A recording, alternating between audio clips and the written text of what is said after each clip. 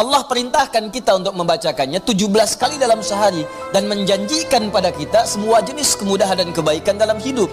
Kita bacakan cuman nggak dapat, itu masalahnya. Nah, persoalannya kenapa orang tidak mendapatinya? Boleh jadi bukan karena tidak membacanya, tapi cara membacanya itulah yang tidak sesuai dengan yang diinginkan oleh Al-Quran dan isi surah itu sendiri.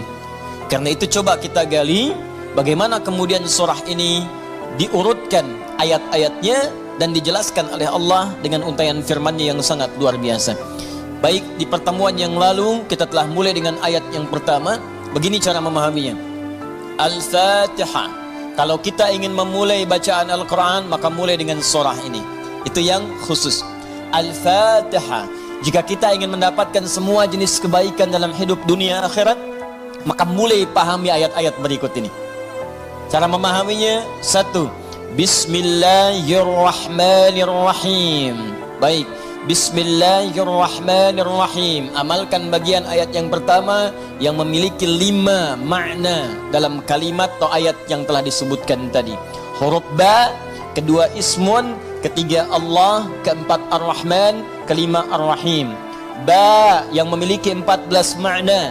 Di antaranya di ayat ini ada makna yang terkait dengan ghayah, tujuan. Ada ilsaq, sesuatu yang lekat sekali, dekat, tak terpisahkan. Kemudian musahabah yang mengawasi kemanapun kita beraktivitas. Kemudian ada istighraq, sesuatu yang luas, menyeluruh, ya, tanpa kecuali. Lalu kita mengatakan bismillah, baknya kita sebutkan, ini artinya jadikan semua aktivitas kita tanpa kecuali, istighraq. Dari bangun tidur sampai tidur lagi, lakukan ghayah semua lillah karena Allah Subhanahu wa taala. Jadi kalau ingin dibukakan pintu kebaikan oleh Allah, Al-Fatihah, ingin semua dibuka baik, seluruh aktivitas kita, maka niatkan semua yang baik-baik karena Allah. Itu kunci pertamanya. Bangun tidur, niatkan karena Allah. Di begitu Anda bangun, niatkan semua aktivitas karena Allah Subhanahu wa taala. Karena itu saat kita bangun tidur, semua ditujukan karena Allah. Alhamdulillahilladzi ahyana ba'dama amatana wa ilaihin nusyur. Jadi kalimat pertama dengan akhir itu karena Allah. Alhamdulillah, terima kasih ya Allah, saya diberikan kesempatan hidup lagi saat ini. Padahal engkau bisa wafatkan aku dalam tidur tadi. Dengan izinmu, ya, sesuai dengan ajal darimu, aku diberikan semua kesempatan untuk hidup lagi. Alhamdulillah, semua pujian aku berikan kepadamu, lillah. Di ujungnya, wa ilaihin nusyur. Maka sekarang aku akan beraktivitas mencari bekal sebagai persiapan pulang kepadamu. Wa ilaihi, untuk Allah Subhanahu wa ta'ala. Makanya kalau Anda mengucapkan doa ini saat bangun tidur, kita sudah berjanji semua aktivitas di hari itu kita akan tujukan karena Allah saja. Mencari bekal, bukan karena yang lain. Jadi kalau Anda ucapkan doa tadi, berarti nanti makannya karena Allah, minumnya karena Allah, bekerjanya karena Allah, salatnya karena Allah, infaknya karena Allah, merawat anak karena Allah, semua karena Allah. Oh ya, awas, hati-hati ya, hati-hati. Maka dampaknya orang yang semua aktivitasnya dilakukan karena Allah Subhanahu wa ta'ala, maka fungsi ba yang ketiga, Allah. Satu tadi ghayah, kedua istighraq, yang ketiga ilsaq dan musahabah, lekat dan diawasi oleh Allah. Kalau dulu kita contohkan orang yang meniatkan semua aktivitas karena Allah, maka yang kedua rumusnya, rasakan seakan-akan aktivitas itu diawasi oleh Allah Subhanahu wa ta'ala dengan pengawasan yang lekat seperti lem yang menempel, yang menyatukan dua sisi. Ya, mau minum, rasakan diawasi oleh Allah. Bismillah, minum, lakukan karena Allah. Maka mohon maaf, ketika minum Anda dikerjakan karena Allah dan merasa diawasi oleh Allah, ini kuncinya. Awas, ini kuncinya. Karena ada orang yang melakukan sesuatu karena Allah, tapi nggak merasa dilihat, nggak merasa diawasi. Saya tanya pada Anda, maaf ya, tadi saat sholat itu, sholatnya karena Allah bukan? Jawab aja, karena Allah bukan? Nah, karena Allah. Baik, kalau sesuatu dikerjakan karena Allah, maka rumus keduanya, rasakan Allah mengawasi kita. Pertanyaan saya yang kedua, saat Anda sholat tadi, saya sholat, kita sholat, merasa nggak diawasi Allah? Merasa nggak dilihat Allah? Karena beda antara orang yang merasa diawasi dengan yang hanya mengerjakan saja, itu lain. Akan beda. Silahkan Anda bekerja, merasa diawasi, Anda akan serius dalam pekerjaan Anda. Mahasiswa yang sedang ujian, merasa diawasi, itu akan fokus kepada soal.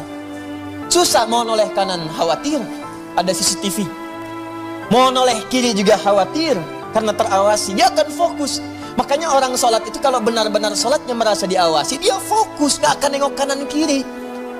Gak ada istilahnya ketika takbir Allahu Akbar tangannya gak sedekap. Tahiyatnya kok gerak-gerak ya. Atau bahkan saat sholat mikirkan yang lain.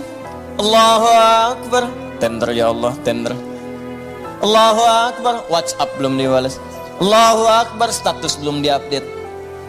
Jadi kalau kita benar-benar merasakan diawasi Allah, bahkan kita pun akan belajar bagaimana cara membacakan bacaan dalam sholat supaya benar.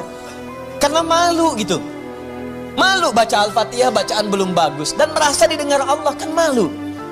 Anda bicara di depan saya, bicaranya nggak jelas, Anda sendiri sudah nggak enak. Ustadz Adi, saya mau bertanya, silahkan. Kan kalau kedengaran nggak jelas pun, saya dengarnya pun nggak paham, Anda nyampaikan pun nggak enak. Sekarang Anda sholat setiap hari 5 waktu menghadap Allah, belum tambahan sholat sunnah, dan Anda sadar bacaan Anda belum bagus, tapi anehnya merasakan didengar oleh Allah dan diawasi. Apa nggak malu gitu? Coba deh satu kali rasakan hal yang demikian. Jadi kalau kita memang merasa, itu dampaknya lain ke dalam ibadah kita. Nanti rumus terapannya aktivitas harian kita. Ini minum, ini memang minum ini pekerjaan sederhana, tiap hari kita minum. Cuman ada beda ketika minum kita itu merasa dilihat Allah. Maka saya katakan di pertemuan lalu, mustahil Anda akan menyentuh minuman yang tidak disukai oleh Allah. Mustahil. Jangankan menyentuh yang dilarang Allah, mau minum pakai tangan kiri pun rasanya nggak enak. Pasti Anda akan pindahkan itu kepada yang lebih baik. Paham sampai sini ya? Ya sama dengan proses begini, mencari nafkah, bekerja, dari di jalan, dari baca, berpakaian. Kalau semua dikerjakan karena Allah, demi Allah saya katakan, mustahil dalam pekerjaan bisa mudah menyentuh yang diharamkan oleh Allah. Gak mungkin. Gak mungkin mau terima proyek yang haram, itu mustahil. Mustahil ikutan tender yang haram, mustahil. Mustahil menjerumuskan diri pada yang tidak disukai oleh Allah, karena merasa disukai, dilihat Allah, dan merasa diawasi. Jadi mustahil.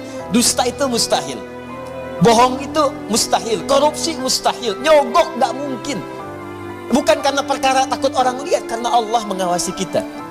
Makanya dulu sahabat tuh ketika diajarkan seperti itu, bahkan anak-anak kecil, jangankan yang tinggal di kota, di ujung yang paling dalam di padang Sahara, yang sulit ada orang setiap waktu, yang kalau lewat cuman kambing gurun dengan unta. Anda bayangkan, lewat kambing gurun unta, kambing gurun unta, kambing gurun unta. Tapi perhatikan bagaimana mereka mengamalkan huruf ba dalam Bismillahirrahmanirrahim. Diuji oleh sahabat Umar bin Al-Khattab radhiyallahu taala anhu. Lewat padang pasir, kelihatan anak muda sedang menggembala. Saat menggembala itu, menggembala kambing, ditanya oleh Umar, diuji. Kata Umar, saya mau beli sebagian dari kambingmu itu. Kata orang ini bukan punya saya, punya tuan saya. Punya tuan saya. Kata Umar, tuanmu kan gak ada di sini, ini padang pasir yang luas, orangnya gak ada, beli aja, bilang dimakan serigala. Apa kata penggembala ini? Lalu di mana Allah? Idzan fa'ain Allah. Bayangkan penggembala saja di padang pasir yang orangnya gak ada, yang gampang saja bilang ini dimakan serigala, dapat keuntungan banyak gitu. Ya, luar biasa. Yang dia katakan pertama kali bukan sekedar menolak, gak mau takut ketahuan sama tuan, takut ketahuan sama pemiliknya, takutnya tidak. Pertama kali jawaban yang keluar, idzan aina Allah. Lalu Allah di mana? Allah di mana? Demi Allah saya katakan, hakul yakin kalau setiap muslim merasakan dalam dirinya bahwa dia diawasi oleh Allah Subhanahu wa taala, maka lurus, damai, tenang, tentram, dan baik semua urusan kehidupan. Gak ada penipuan dalam perdagangan, gak ada penipuan dalam hal-hal interaksi kehidupan, tidak ada kecurangan, tidak ada keburukan, semua baik karena merasa dilihat oleh Allah Subhanahu wa taala. Itu baru huruf ba. Baru ba. Coba tiap hari kita baca itu, satu huruf ini aja. Mohon maaf ya, selama hidup kita udah diamalin belum? Satu huruf ini aja. Ayo suami sama istri, berapa kali berkata hal-hal yang tidak tepat? Istri terhadap suami, berapa kali menerangkan sesuatu yang tidak tepat? Anak pada orang tua kepada anak. Walaupun hal-hal yang ringan, papa mau permen, nanti papa beliin 1 truk. Kapan truknya datang? Tapi huruf ba saja satu gitu. Anda menuntut banyak dari Allah, tapi Allah meminta kita mengamalkan satu huruf aja, kita nggak maksimal. Coba lihat tuntutan kita setiap hari. Ya Allah, lancarkan usahaku. Ya Allah, luluskan dalam kuliahku. Ya Allah, mudahkan pernikahanku. Ya Allah, berkahi hartaku. Ya Allah, lancarkan pekerjaanku. Banyak yang diminta, sembuhkan aku. Kata Allah, aku berikan semuanya. Amalin satu aja, huruf ba. Ba. Ketika benar mengerjakannya, ismun bimakna sumuwun, bimakna raf'un, terangkat, dimuliakan.